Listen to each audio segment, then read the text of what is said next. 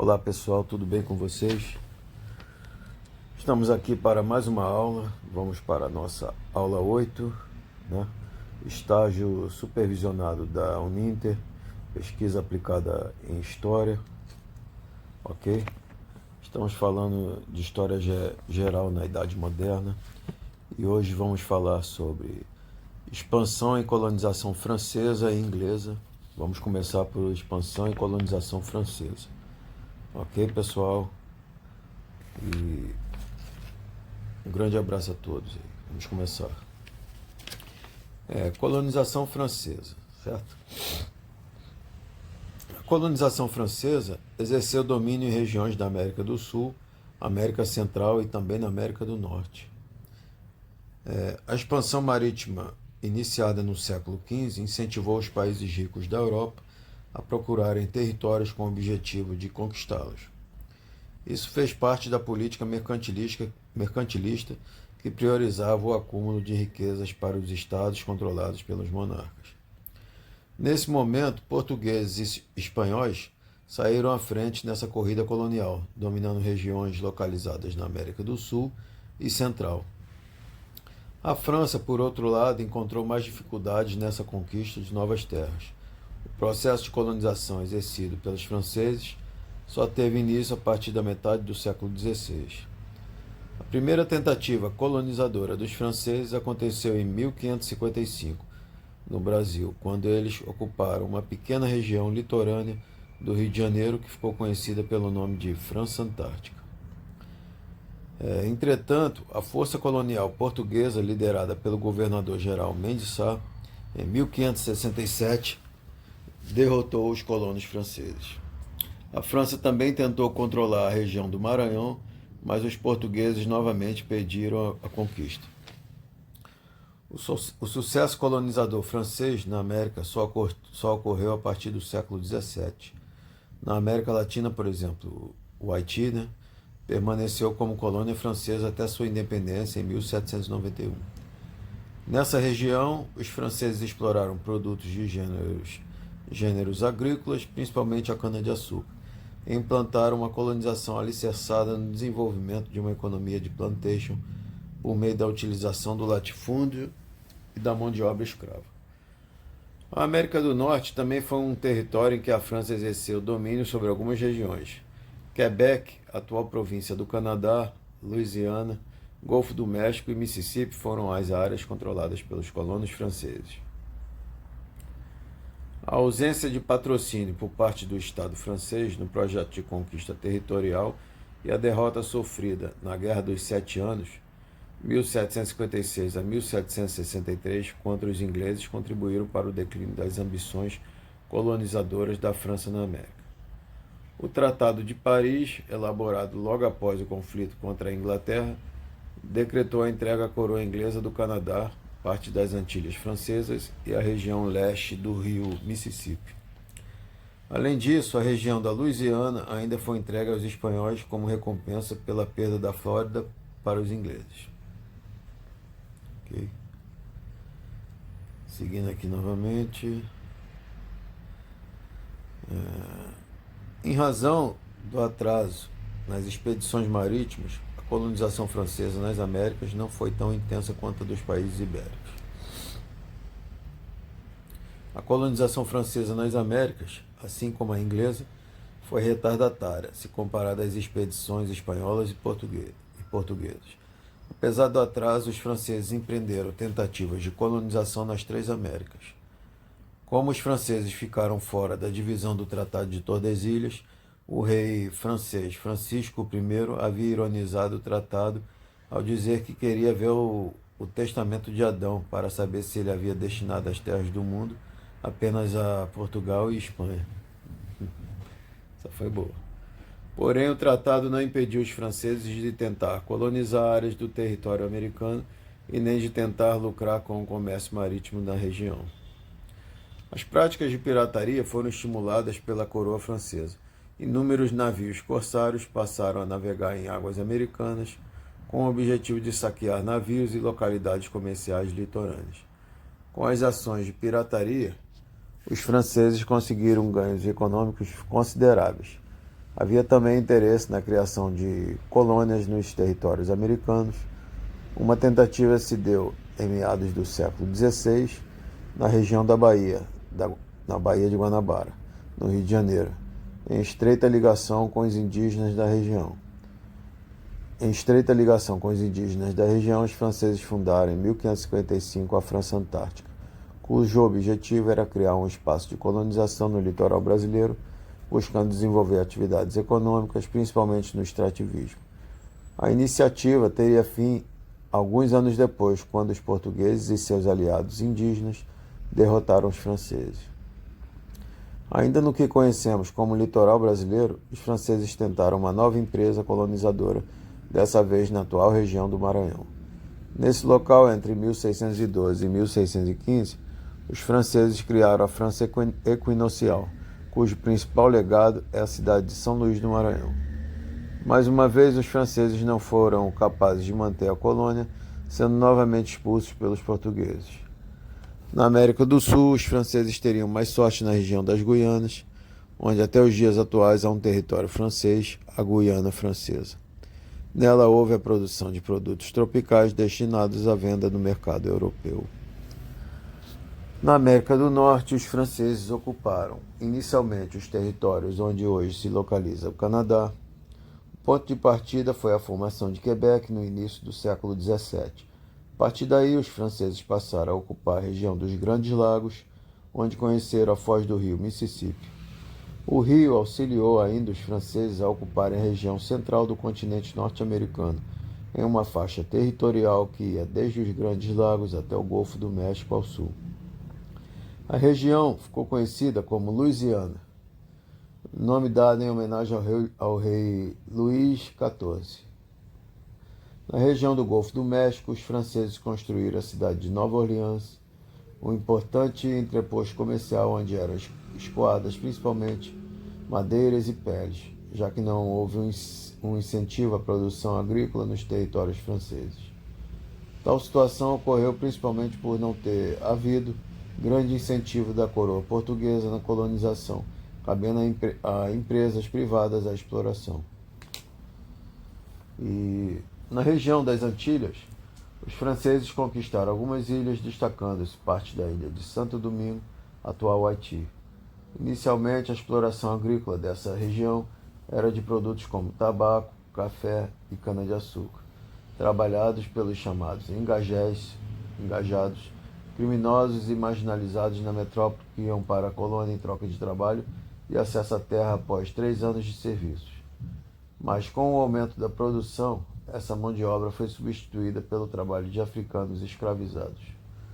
No século XVII, o ministro das Finanças de Luís XIV mudou a política colonial e criou a Companhia das Índias Ocidentais, 1635, com o objetivo de administrar as colônias. O Haiti tornou-se a principal colônia francesa, onde era produzida a maior parte do açúcar fabricado no mundo. Entretanto, com a eclosão da Revolução Francesa, os ideais revolucionários influenciaram a luta dos escravos que aboliram a escravidão em 1794 e conseguiram a independência em 1804. Os territórios da América do Norte seriam perdidos após uma série de derrotas em guerras travadas contra algumas potências europeias, principalmente a Inglaterra. A Guerra dos 7 Anos, 1756 a 1763, e os acordos do Tratado de Paris custaram aos franceses a região de Quebec e todas as suas possessões no Canadá, além da Louisiana e de algumas ilhas das Antilhas. Nos dias atuais, ainda se mantém como departamentos franceses as ilhas de Guadalupe, São Martinho, São Bartolomeu e Martinica, nas Antilhas, e a Guiana Francesa, na América do Sul. Ok? Vamos ver aqui mais um pouquinho. Então, falando mais um pouquinho da colonização francesa. A participação da França no processo de colonização do continente americano, repetindo, aconteceu tardiamente em relação às nações ibéricas. Okay? E esse atraso é usualmente vinculado à falta de interesse do próprio Estado e empreendeu um programa de expansão marítima e os constantes desentendimentos entre a coroa e a classe burguesa. Entre os séculos XVI e XVII, as tentativas de ocupação de áreas de colonização ibérica foram severamente repreendidas. Uma das primeiras expedições aconteceu durante o reinado de Francisco I, quando tentaram ocupar partes do Canadá e da Flórida. Foi somente nas terras canadenses que foi possível fixar algumas poucas colônias que sofriam com as dificuldades naturais da região e a falta de patrocínio do Estado. Paralelamente, desde os primeiros anos da colonização portuguesa, os franceses também chegaram ao litoral brasileiro com o intuito de contrabandear madeiras, plantas e animais. Em 1555, a primeira tentativa de ocupação colonial francesa atingiu uma pequena parcela do litoral fluminense. Nessa região criaram a chamada França Antártica, onde vários calvinistas franceses estabeleceram relações amistosas com a população nativa e empreenderam atividades de extração madeireira. Ao mesmo tempo, tinham interesse em fundar uma base naval fortemente armada que garantiria a dominação francesa na região e atacaria as preciosas embarcações mercantis lusitanas. No entanto, a superioridade das esquadras de Portugal, lideradas por Mendes Sá, conseguiu forçar a expulsão dos franceses daquela região. No século seguinte, os franceses ainda tentaram fundar uma nova colônia em terras brasileiras, ocupando terras na região do Maranhão. Mais uma vez, a represália dos portugueses obrigou os franceses a abandonar os territórios pretendidos. Ainda no século XVII, os franceses conseguiram firmar suas primeiras colônias no continente americano. Na América Latina, os franceses ocuparam regiões das Antilhas e das Guianas, empreendendo um tipo de exploração voltada à produção açucareira e à utilização de mão de obra escrava. Na região norte, os franceses se fixaram na região de Quebec, Louisiana, Golfo do México e Mississippi. Quebec, Louisiana, Golfo do México e Mississippi. Nessas regiões, diversos colonizadores franceses viviam da comercialização de caças, peles de animais, pesca e outras atividades menores. Com a deflagração da Guerra dos Sete Anos, 1756 a 1763, o projeto colonial francês sofreu um duro golpe ao ter que ceder parte dos seus domínios para a Inglaterra. Com o fim do conflito estabelecido com a assinatura do Tratado de Paris, 1763, a França reconheceu sua derrota, entregando uma parte das Antilhas francesas, a região leste do rio Mississippi, a colônia de Quebec e a região da Louisiana. Entrega um breve domínio dos espanhóis. Ok? Pessoal, falamos um pouco sobre expansão e colonização francesa. Agora vamos falar sobre a expansão e colonização holandesa. Ok? Então, continuando aqui, colonização holandesa, né? Falar sobre causas, consequências e um pouco de Maurício de Nassau. A colonização holandesa se deu em 1624, na Bahia. Essa investida da Holanda foi organizada e financiada pela Companhia das Índias Ocidentais.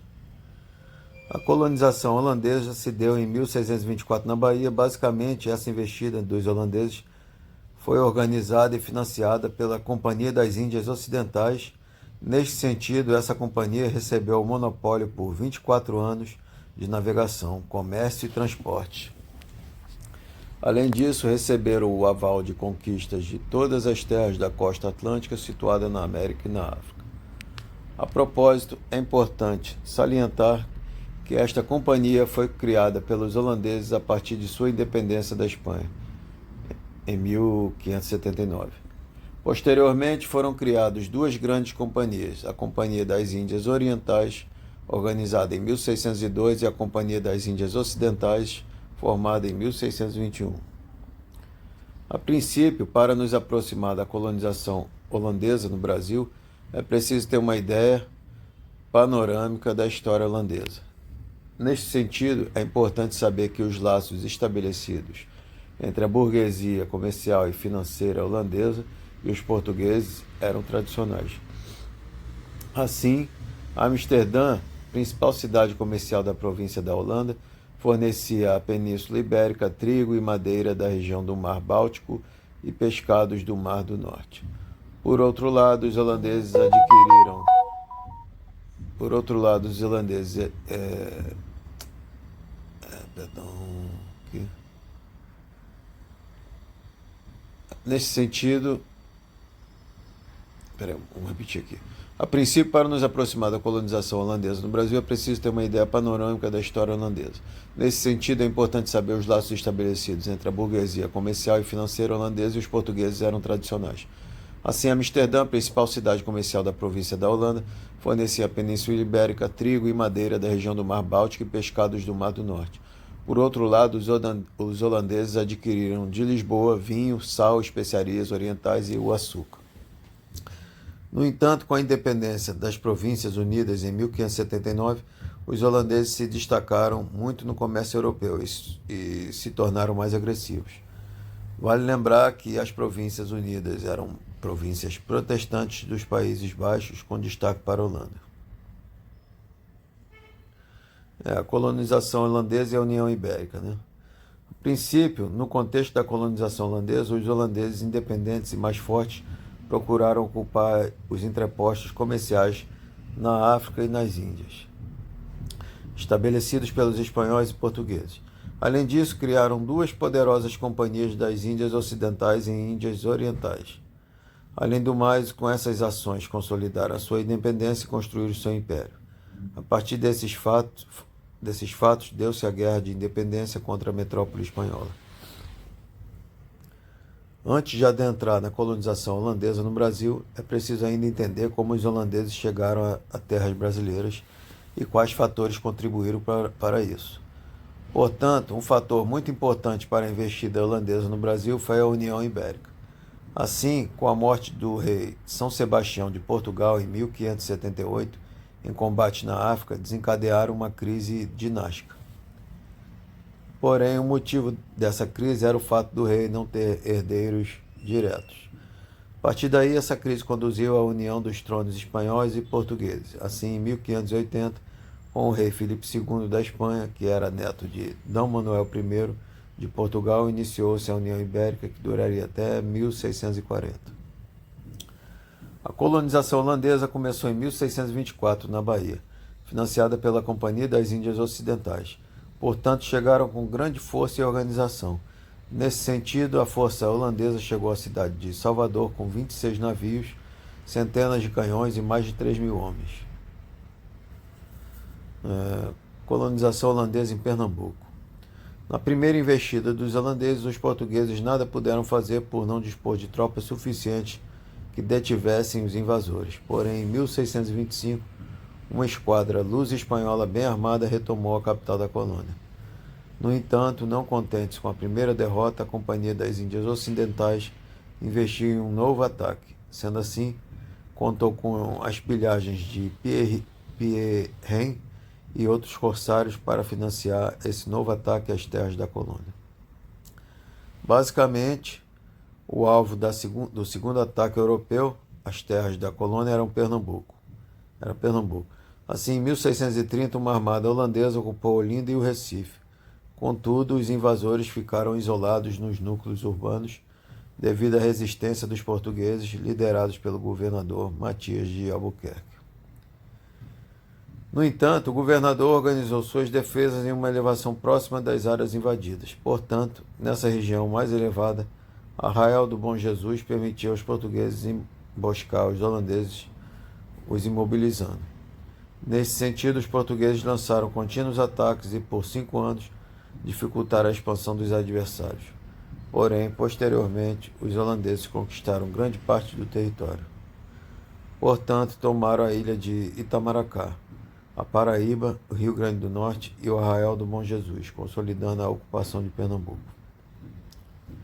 Porém, essa expansão só aconteceu devido à ajuda de moradores da terra e reforços que vieram da Europa. Assim, muitos habitantes dessas regiões ajudaram a colonização holandesa.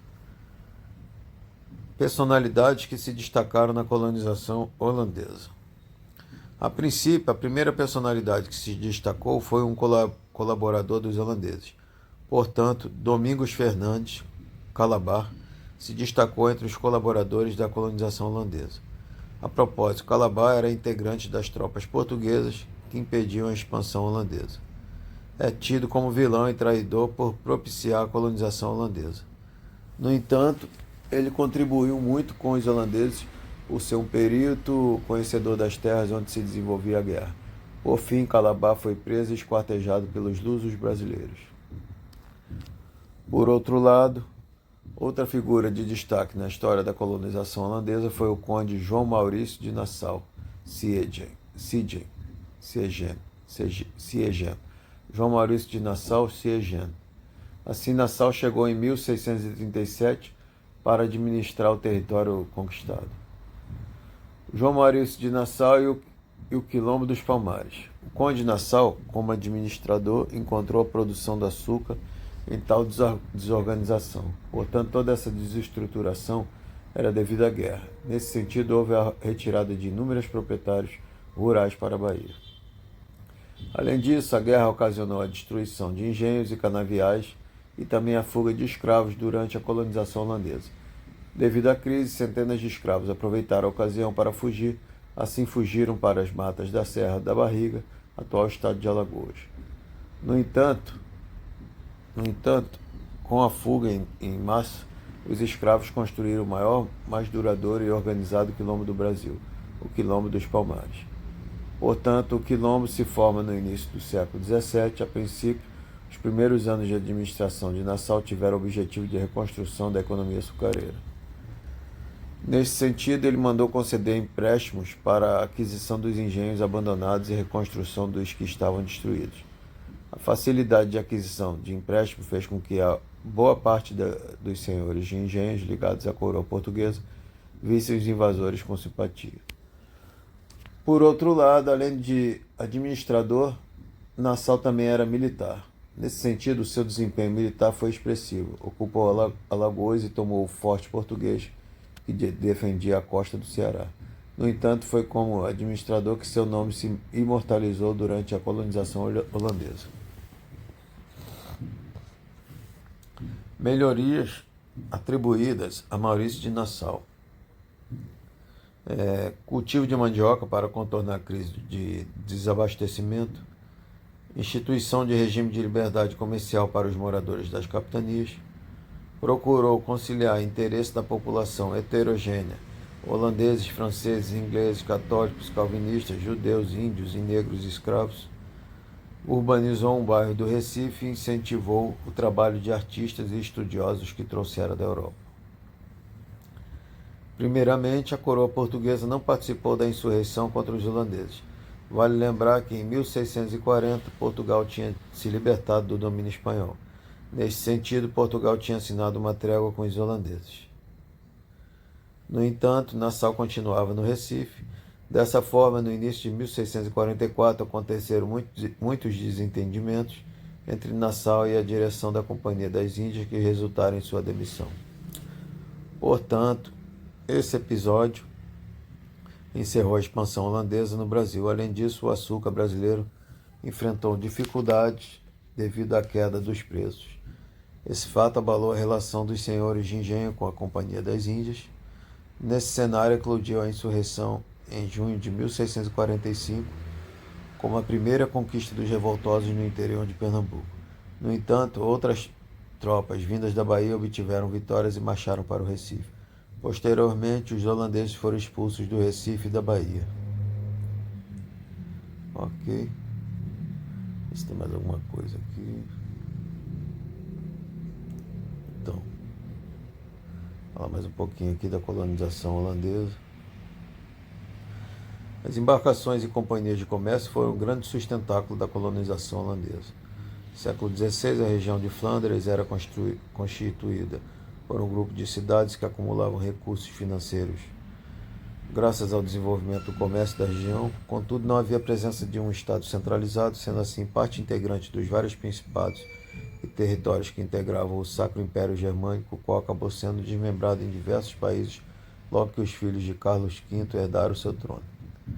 Nesta divisão, os territórios holandeses acabaram ficando politicamente subjugados ao controle da monarquia espanhola. Tal situação acabou se mostrando insustentável ao longo do tempo, já que os comerciantes holandeses se convertiam massivamente à religião protestante, enquanto o reino espanhol se mostrava fiel ao cristianismo católico. De tal modo, a partir de 1550, observamos que os conflitos entre holandeses e espanhóis se tornavam cada vez mais frequentes. Na década de 1570, a união das várias regiões que formavam os Países Baixos intensificou significativamente seus esforços destinados ao rompimento definitivo junto aos espanhóis. No ano de 1579, as províncias do norte se mobilizaram, promovendo a realização União de Utrecht, que mais tarde veio se consolidar com a proclamação da República das Províncias dos Países Baixos, formada pela Holanda, Utrecht, Zelândia, Geldre, Frisia, Groningen e Overijssel. Tomadas por um governo republicano e com forte tradição nas atividades comerciais, os holandeses assumiram posição de ponta na realização de transportes marítimos, responsáveis pela distribuição de mercadorias em toda a Europa. Fundaram duas companhias de comércio, a Companhia Holandesa das Índias Orientais, 1602, e a Companhia das Índias Ocidentais, 1621, que organizavam a exportação de mercadorias diversas e promoviam o tráfico de escravos para a América Hispânica. Realizando a fundação de entrepostos comerciais, os holandeses cravaram sua expansão colonialista em vários continentes. Fixaram-se no Nordeste brasileiro ao longo de um tempo, realizaram a fundação de Nova Amsterdã, atual cidade de Nova York, tomaram posições em pontos do litoral africano, Guiné e Cabo, e no mundo oriental conquistaram Malaca, Java, Ceilão e alguns outros entrepostos da China e do Japão.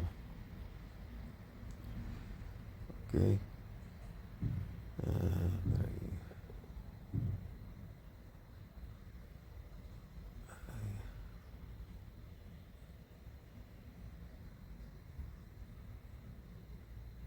E aqui, falando mais um pouquinho, após conseguir consolidar seu projeto de conquista e ocupação do território colonial brasileiro, os holandeses passaram a tomar medidas que viabilizassem o alcance de seus objetivos de natureza econômica.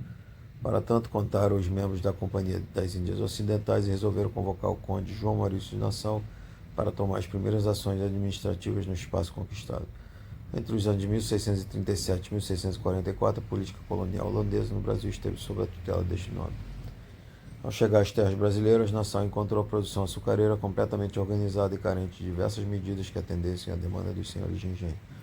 O estado desolador, primeiramente observado, foi consequência dos conflitos desenvolvidos no processo de invasão. Tal fato acabou motivando a fuga de vários proprietários para a Bahia, a fuga de inúmeros escravos e a destruição de várias unidades produtivas.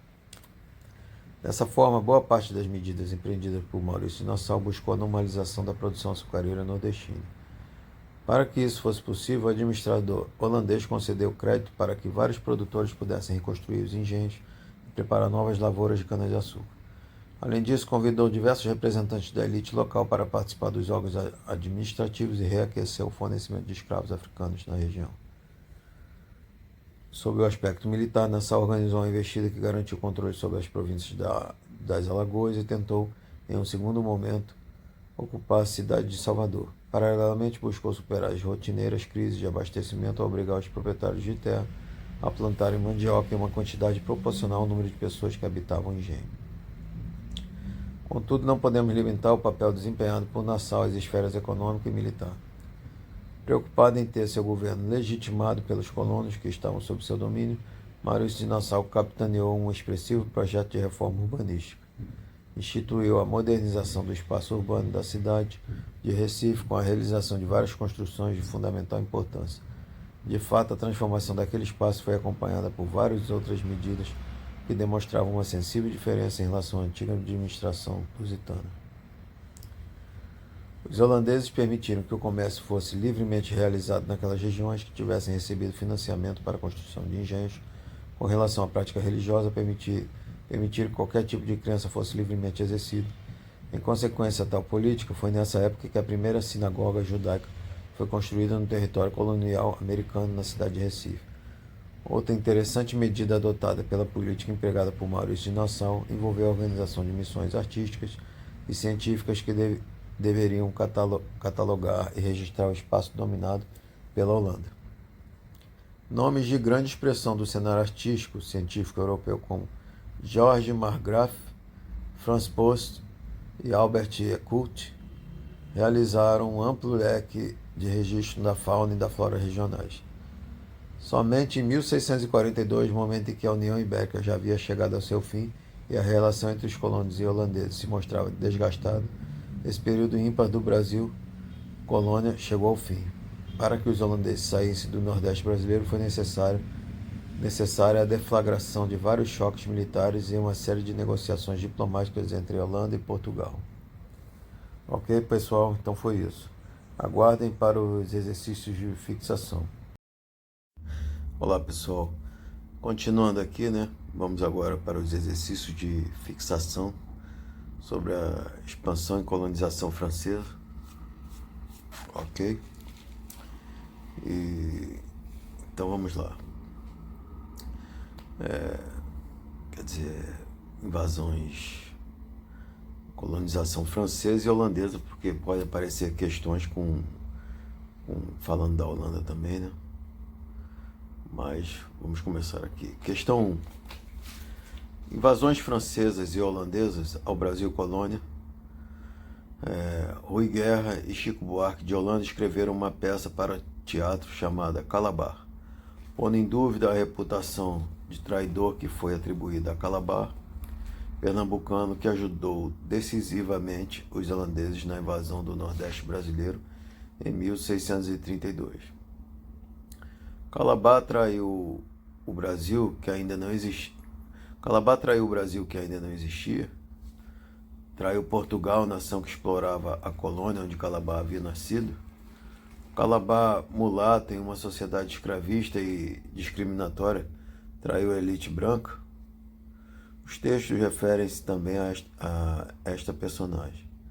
Texto 1. Dos males que causou a pátria, a história, a inflexível história, lhe chamará infiel, desertor e traidor por todos os séculos, Visconde de Porto Seguro.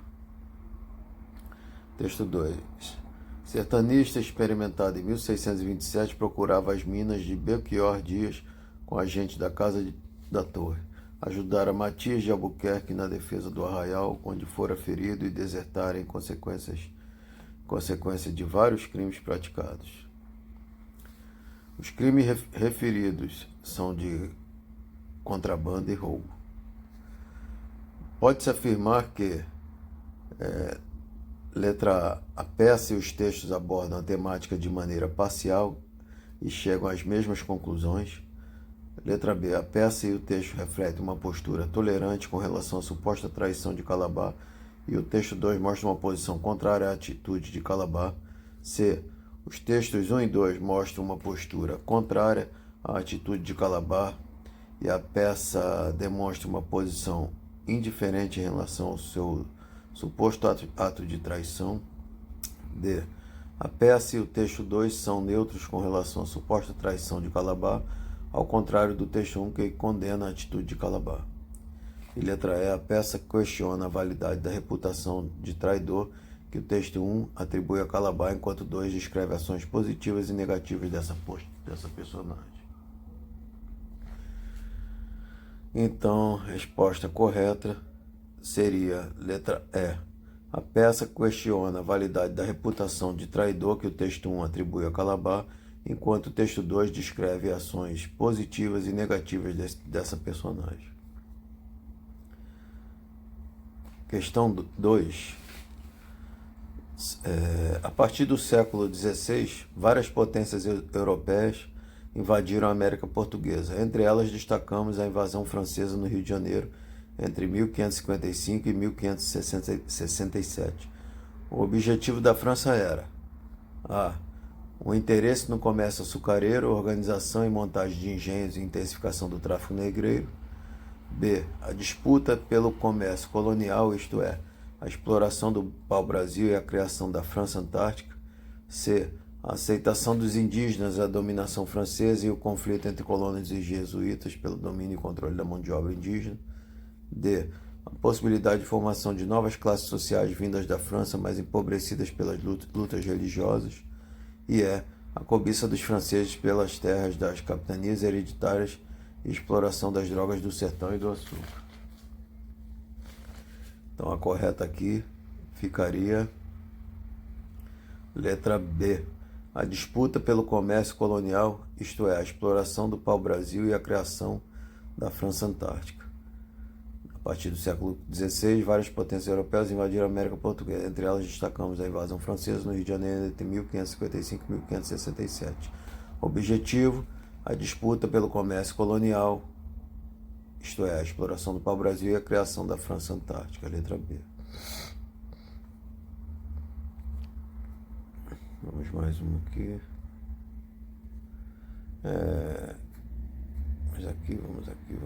Vamos aqui. Terceira questão. Invasões francesas e holandesas ao Brasil, colônia. No Brasil colonial, a ocupação holandesa da costa nordeste está inserida num contexto de disputa mercantilista entre as potências europeias. Nesse sentido, é correto afirmar que o Rio Grande do Norte, mesmo sendo um pequeno produtor açucareiro, contribuiria com uma grande produção algodoeira importante para as trocas mercantis. B.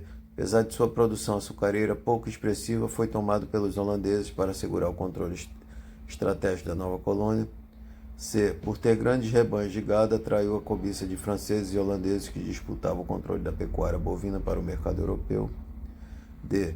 Por sua posição geográfica privilegiada, interessava muito aos holandeses, pois facilitaria o apoio de seus navios no caminho para as Antilhas.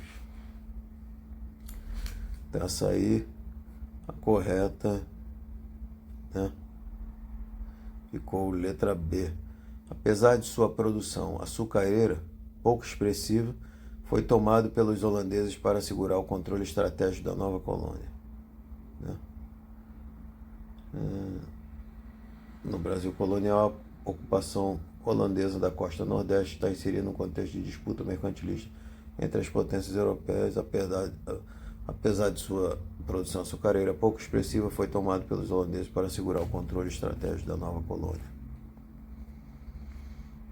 Quarta questão.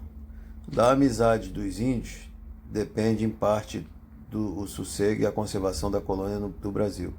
É que, se tendo isto em vista, deve-se lhe permitir conservar a sua natural liberdade, mesmo ao que, no tempo do rei de Espanha, caíram ou por qualquer meio foram constrangidos à escravidão, como eu próprio fiz, libertando alguns. Devem-se dar ordens também para que não sejam trajados pelos seus capitães, ou alugados a dinheiro ou obrigados contra sua vontade a trabalhar nos engenhos. Ao contrário, deve-se permitir a cada um viver no modo que entender e trabalhar onde quiser, como os da nossa nação. Fragmento do relatório de Maurício de Nassau aos diretores da Companhia das Índias Ocidentais em 1644. O documento demonstra que, durante letra A, a insurreição pernambucana, a Companhia das Índias Ocidentais era contrária a qualquer trabalho escravo na produção açucareira. B. A União Ibérica, os holandeses proibiram o tráfico de escravos para o Brasil e promoveram a liberdade aos indígenas. C. O período colonial, a escravização indígena foi inexistente devido aos interesses estratégicos e comerciais dos europeus. E D. As ocupações francesas do Nordeste do Brasil ocorreram transformações nas relações dos europeus com as populações nativas no que se refere ao trabalho cativo. E a ocupação holandesa no Nordeste brasileiro foi combatida a escravização indígena promovida pelos ibéricos.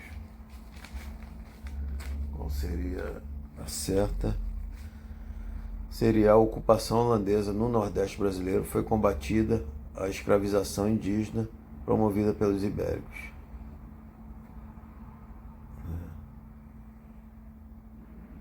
O relatório de Maurício de Nassau.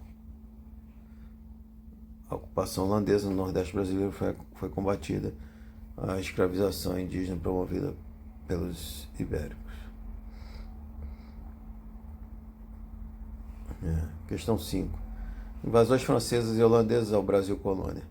Guerreado por Madrid e pela Holanda, posto em quarentena pela Santa Sé, Portugal busca o apoio de Londres, preferindo aliança com os distantes hereges à associação com os vizinhos católicos. dando seguimento a vários tratados bilaterais. Os portugueses facilitam o acesso dos mercadores e das mercadorias inglesas às zonas sob seu controle na Ásia, África e América. O trecho do texto de Alencastro refere-se, letra A, ao período inicial da expansão marítima portuguesa, na qual as rivalidades com a Espanha em torno da partilha da América levaram a uma aproximação diplomática entre Portugal e Inglaterra. B. A época da restauração, que se seguiu à união dinástica entre as monarquias ibéricas e que obrigou a coroa portuguesa a enfrentar tropas espanholas na Europa e holandesas na África e na América. C. A época napoleônica, que acabou por se definir o início da aproximação diplomática de Portugal com a Inglaterra, em virtude da articulação franco-espanhola que ameaçava as colônias portuguesas na América. D. Ao período de guerra de religião, durante o qual a monarquia portuguesa, por aproximar-se dos calvinistas ingleses, passou a ser encarada com suspeitas pelo poder pontifício. E letra E, a época das primeiras viagens portuguesas às Índias, quando muitas expedições foram organizadas em conjunto por Inglaterra e Portugal, o que alijou holandeses e espanhóis das atividades mercantis realizadas na Ásia. Qual seria a certa? Letra B. A época da restauração, que se seguiu à união dinástica entre as monarquias ibéricas e que obrigou a coroa portuguesa a enfrentar tropas espanholas na Europa e holandesas na África e na América. Entendi.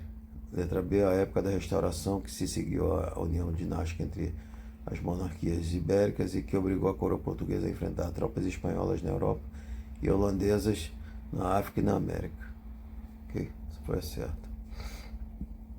Questão 6. Invasões francesas e holandesas ao Brasil colônia.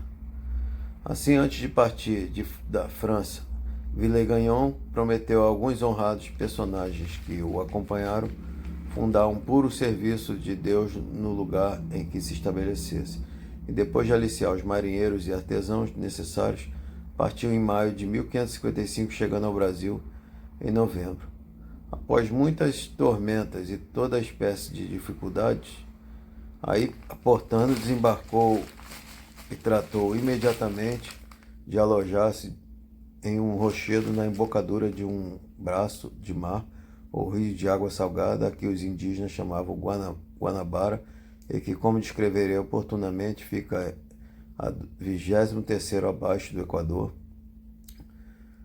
quase à altura do Trópico de Capricórnio, mas o mar daí o expulsou. Constrangido a retirar-se, avançou quase uma légua em busca de terra e acabou por acomodar-se numa ilha antes deserta, onde, depois de desembarcar sua artilharia e demais bagagem, iniciou a construção de um forte, a fim de garantir-se tanto contra os selvagens como contra os portugueses que viajavam para o Brasil e já possuem inúmeras fortalezas. Jean Lery, de Viagem à Terra do Brasil, Rio de Janeiro, Bibliex. Por esse tempo agitava-se importante controvérsia entre os dirigentes da Companhia das Índias Ocidentais, a qual se travou principalmente entre as câmaras da Holanda e da Zelândia. Versava sobre se seria proveitoso a Companhia franquear o Brasil ao comércio privado ou se devia competir a ela tudo o que se referisse ao comércio e às necessidades dos habitantes daquela região. Cada um dos partidos sustentava o seu parecer. Os propugnadores do monopólio estudavam-se com o exemplo da Companhia Oriental, usando o argumento de que se esperariam maiores lucros se apenas a companhia comerciasse, porque com o tráfico livre dispersasse-ia o ganho entre muitos, barateando as mercadorias pela concorrência. Ao longo dos séculos XVI e XVII, o início do XVIII, várias potências europeias invadiram a América Portuguesa.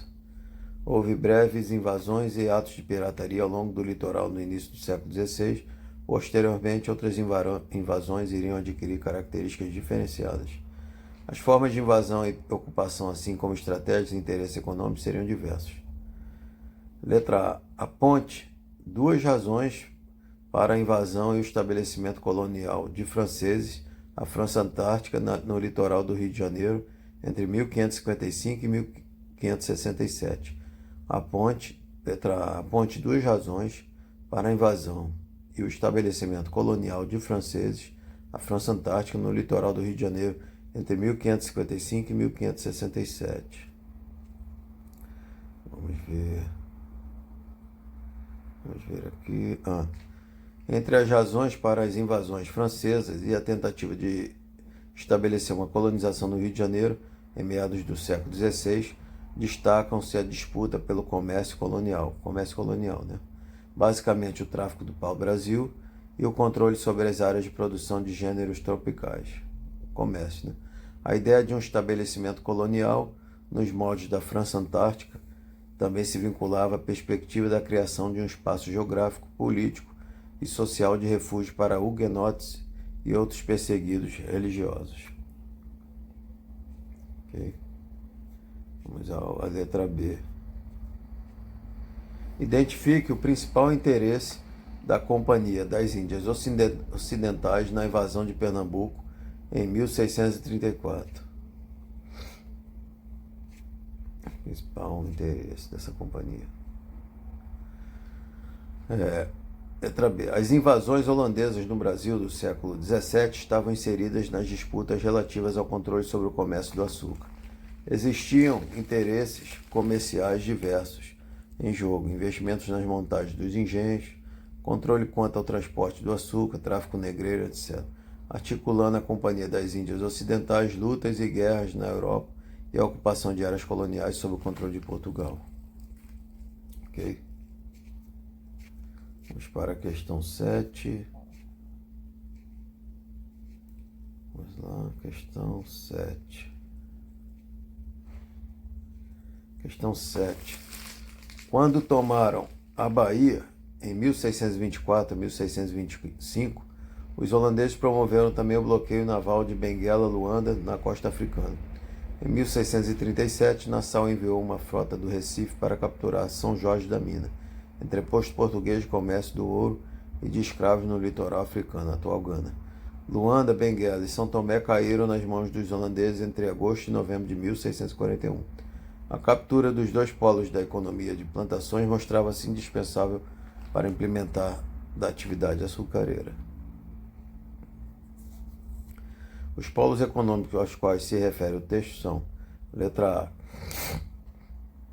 A, as zonas comerciais americanas e as zonas agrícolas africanas; letra B, as zonas comerciais africanas e as zonas de transformação e melhoramento americanas; C, as zonas de minifúndios americanas e as zonas comerciais africanas; D, as zonas manufatureiras americanas e as zonas de entreposto africano no caminho para a Europa; e E, as zonas produtoras e escravistas.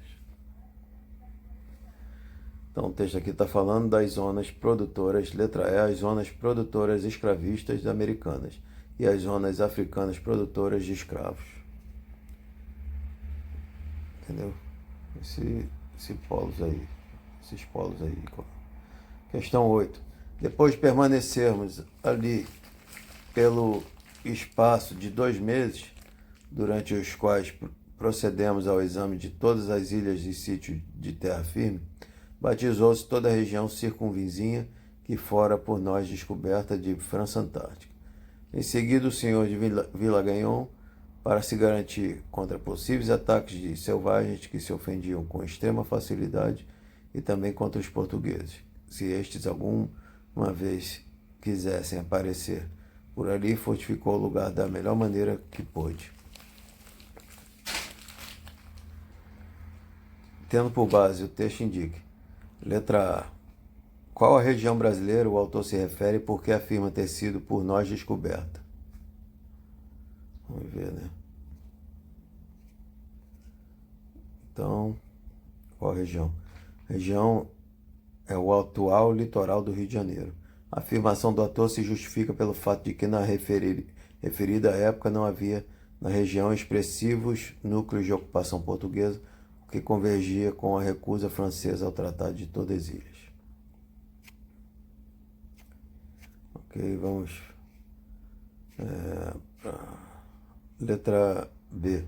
Quais foram os resultados do estabelecimento da França Antártica? Quais os resultados do estabelecimento da França Antártica?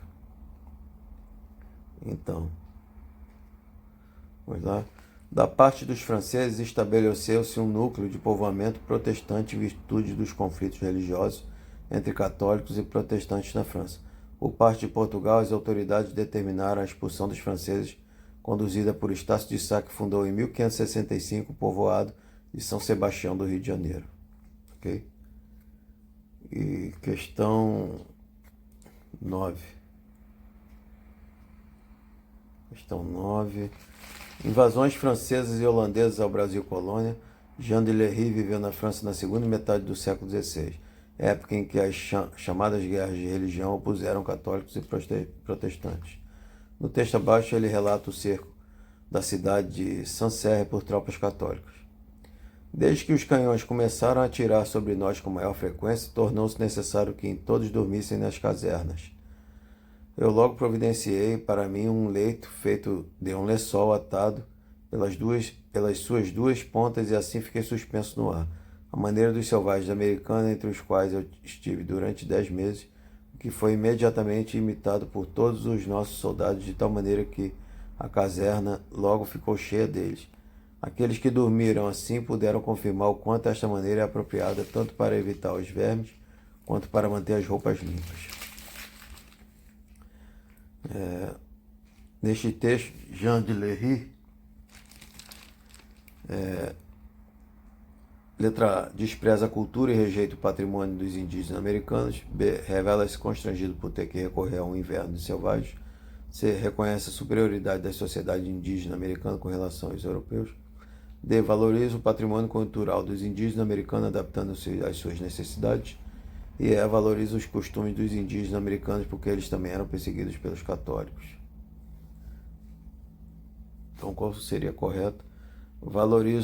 Letra D, valoriza o patrimônio cultural dos indígenas americanos, adaptando-o às suas necessidades. Pessoal, continuando aqui com mais um pouquinho de exercícios de fixação, né? Vamos aqui sobre uns exercícios de fixação sobre invasão holandesa, né? Questão 1. As invasões holandesas no Brasil no século XVII estavam relacionadas à necessidade de os Países Baixos manterem e ampliarem sua hegemonia no comércio do açúcar na Europa, que havia sido interrompido, letra A, pela política de monopólio comercial da coroa portuguesa, reafirmada em represália à mobilização anticolonial dos grandes proprietários de terra. B, pelos interesses ingleses que dominavam o comércio entre Brasil e Portugal. C, pela política pombalina, que objetivava desenvolver o beneficiamento do açúcar na própria colônia, com apoio dos ingleses. D, pelos interesses comerciais dos franceses que estavam presentes no Maranhão em relação ao açúcar. Pela guerra de independência dos Países Baixos contra a Espanha e seus consequentes reflexos na colônia portuguesa devido à União Ibérica. Então, questão 1. Questão 1.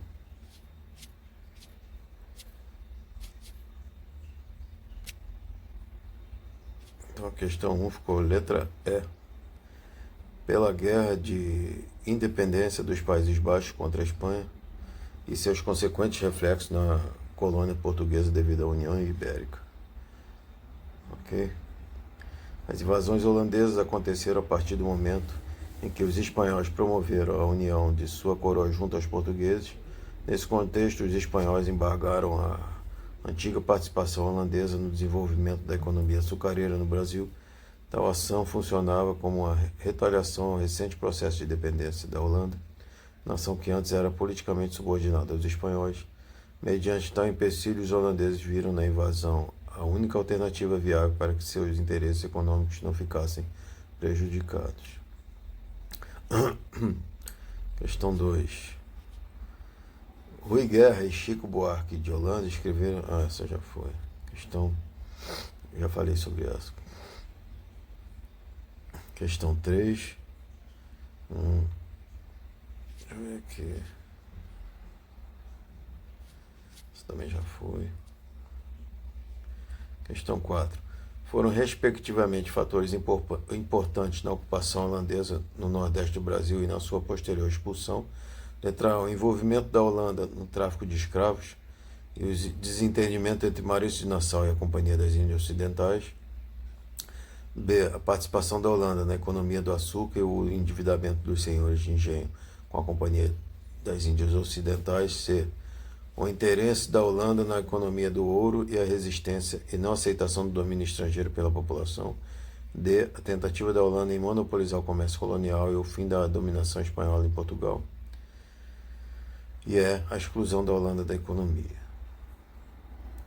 Então, essa questão 4 ficou letra B.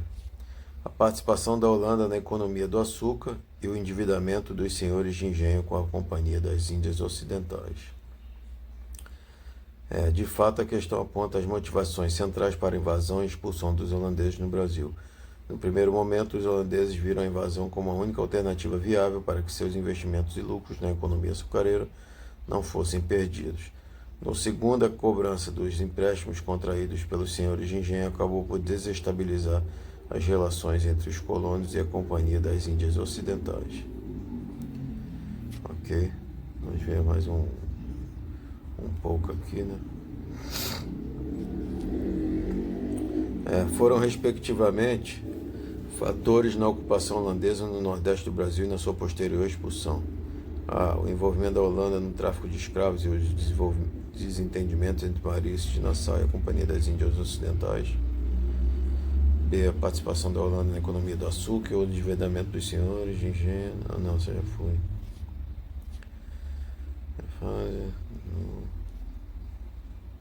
Isso aqui, questão 2. Durante a primeira fase de ocupação da capitania de Pernambuco de 1630 a 1637, os holandeses procuraram fazer um reconhecimento do lugar para melhor instituir as estruturas de exploração da cana-de-açúcar na região e, ao mesmo tempo, combater de forma mais eficaz a resistência de portugueses e nativos.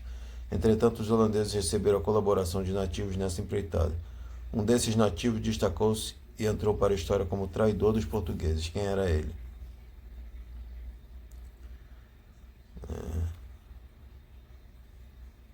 Quem era ele?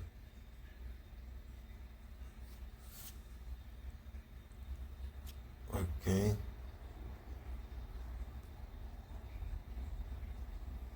Letra... Vamos lá. Como traidor dos portugueses. Quem era ele? Letra A. Maurício de Nassau. B. Domingos Jorge Velho. C. Bartolomeu Bueno da Silva. D. João Pessoa. E Domingos Fernandes Calabar. Qual seria? Letra E. Domingos Fernandes Calabar. Domingos Fernandes Calabar era um grande conhecedor na região dos engenhos de açúcar da capitania de Pernambuco e auxiliou os holandeses a empreenderem sua colonização. Por essa ação foi preso e executado pelos portugueses sob a acusação de traição. Ok. Vamos aqui. Vamos lá. Questão 3. A administração de Maurício de Nassau no Brasil holandês foi importante, pois, entre outras realizações, letra A. Eliminou as divergências existentes com os representantes da Companhia das Índias Ocidentais. B. Criou condições para que a reforma luterana se afirmasse no Nordeste. C. Promoveu a efetiva consolidação do sistema de produção açucareira. D. Integrou o sistema econômico baiano ao de Pernambuco e realizou alterações na estrutura fundiária, eliminando os latifúndios. Isso aqui ficou letra C. C. Promoveu a efetiva consolidação do sistema de produção açucareira. A partir de 1637, a colonização holandesa passou a efetivar-se no Nordeste brasileiro. O motor da economia holandesa no Brasil foi a produção de açúcar nos engenhos. Todas as transformações urbanas e toda a efervescência artística e cultural que se viu em cidades como Olinda e Recife derivam da economia açucareira. Vamos lá. Mais uma questãozinha aqui. Lê o trecho a seguir. O açougueiro que tinha contratado o fornecimento semanal de carne do Recife e dos fortes circunvizinhos apresentou-se ao conselho informando que não tinha mais possibilidade de obter gado para corte. Os escabinos de Olinda também incorporados apresentaram-se para esclarecer que a terra estava esgotada de gado e farinha e que não sabiam mais o que fazer para continuar o abastecimento. Segundo todas as aparências, se estava às vésperas de uma grande fome. Na Paraíba a situação era idêntica, já não se sabe onde comprar, por mais algum tempo, carne ou farinha para as guarnições. O Brasil holandês, 1630-1654.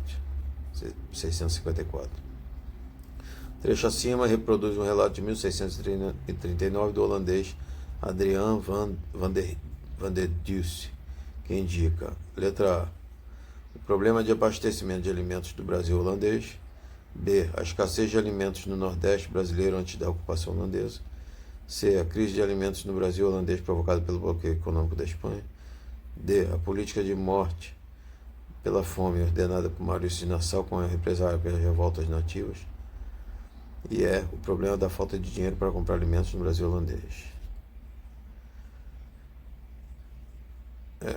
Acredito que seja letra A.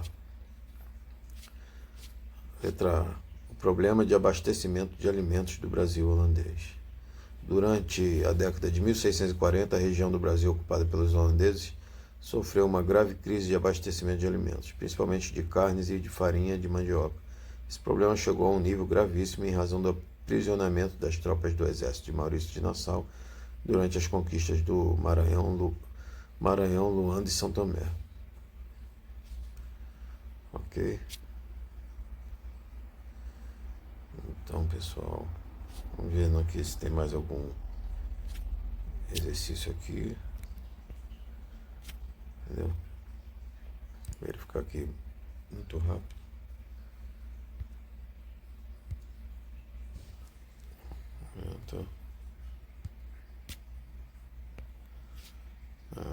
Exercício sobre invasões holandesas.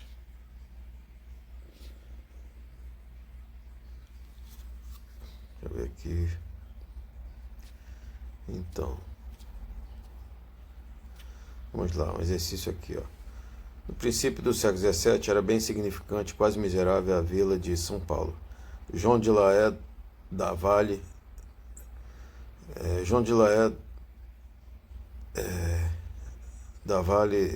dava-lhe 200 habitantes. No princípio do século XVII era bem insignificante, quase miserável a vila de São Paulo. João de Laé dava-lhe 200 habitantes entre portugueses e mestiços em 100 casas. A Câmara, em 1606, informava que eram 190 os moradores, dos quais 65 andavam homiciados. Homiciados escondidos da justiça. Na época da invasão holandesa, Olinda era a capital e a cidade mais rica de Pernambuco. Cerca de 10% da população, calculada em aproximadamente 2.000 pessoas, dedicavam-se ao comércio, com o qual muita gente fazia fortuna. Cronistas da época afirmavam que os habitantes ricos de Olinda viviam no maior luxo. Os textos acima retratam, respectivamente, São Paulo e Olinda no início do século XVII, quando Olinda era maior e mais rica. São Paulo é atualmente a maior metrópole brasileira e uma das maiores do planeta. Essa mudança deveu-se essencialmente ao seguinte fator econômico. Letra A. O maior desenvolvimento do cultivo da cana-de-açúcar no Planalto de Piratininga do que na zona da Mata Nordestina. B. O atraso no desenvolvimento econômico da região de Olinda e Recife, associada à escravidão inexistente em São Paulo. C. Avanço da construção naval em São Paulo, favorecido pelo comércio dessas cidades com as Índias. D. Desenvolvimento sucessivo da economia mineradora, cafeicultura e industrial no Sudeste. E destruição do sistema produtivo de algodão em Pernambuco quando da ocupação holandesa. Então foi letra D, né? Desenvolvimento da mineração, da cafeicultura e da indústria no Sudeste transferiu a opulência econômica do Nordeste, cujo auge ocorreu na segunda metade do século XVII, em especial da cidade pernambucana de Olinda para cidades como Ouro Preto, em um primeiro momento do século XVIII, São Paulo e Rio de Janeiro. Aí foi por causa da mineração, né? Cafeicultura e indústria. Ok. Mais umazinha. Mais uma questãozinha. Vamos essa. Com o fim da União Ibérica e a reconquista de Pernambuco por parte dos portugueses, os holandeses passaram a montar o seu campo de cultivo de cana-de-açúcar. Letra A, na Argentina. B, no Peru. C, nas Ilhas Japonesas.